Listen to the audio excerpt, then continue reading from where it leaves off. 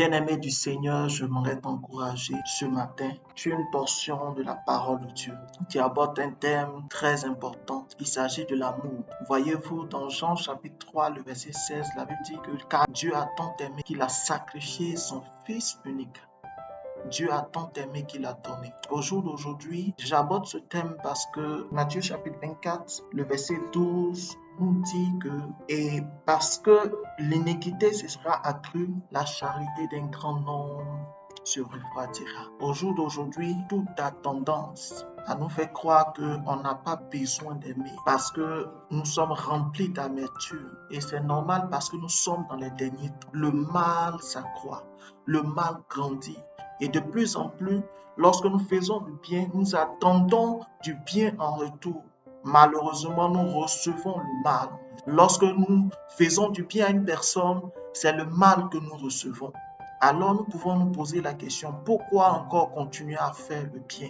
Pourquoi continuer à aimer quelqu'un qui ne vous aime pas en retour? Comment continuer à servir un parent qui vous maltraite, qui vous persécute?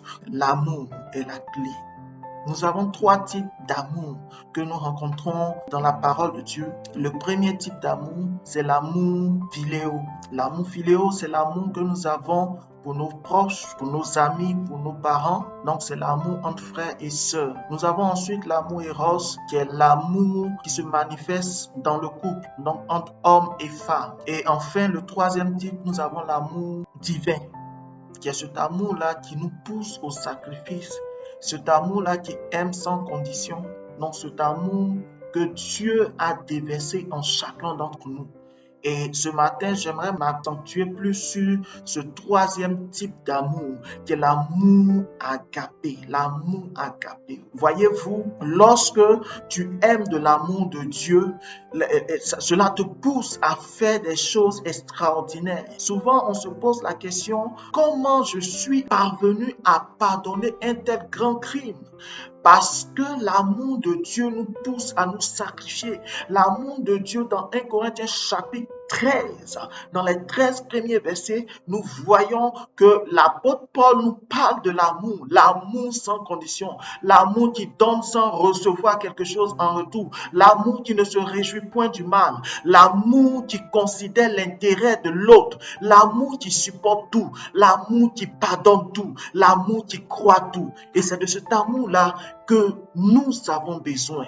Et si nous ne faisons pas attention, dans les derniers temps où nous sommes, nous risquons de refroidir.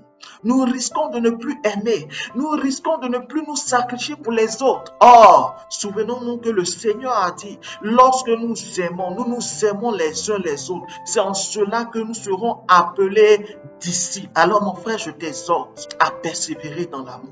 Je t'encourage à continuer à aimer. Là où il n'y a pas l'amour, donne de l'amour.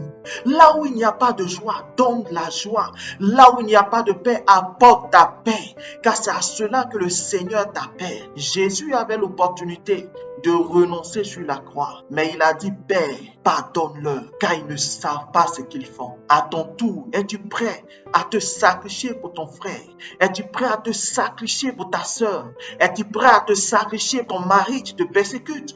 Es-tu prêt à te sacrifier pour ta femme qui te persécute? Es-tu prêt à te sacrifier pour ton ennemi? Certainement que tu traverses des moments difficiles au travail, en famille. Peut-être que tu n'as pas personne parce que tu te sens rejeté par tous. Ta famille t'a abandonné. Mais laisse-moi te dire qu'il y a un amour au-delà de tout, cet amour en hauteur qui regarde au-delà de tout, qui surpasse les difficultés, qui regarde au-delà de la montagne. C'est cet amour-là que j'aimerais te parler ce matin. Ne laisse pas cet amour refroidir dans ton cœur. Au contraire, laisse le Saint-Esprit remplir, envahir ton cœur, afin que cet amour-là grandisse et porte davantage du fruit, afin que le monde sache que tu es de Dieu et sache que tu es de Dieu. Ne baisse pas les bras, car le Seigneur t'attend parce qu'il a dit d'aimer son prochain et d'aimer nos ennemis. Que le Seigneur nous bénisse et nous aide à aimer. Shalom, que le Seigneur te bénisse et à bientôt.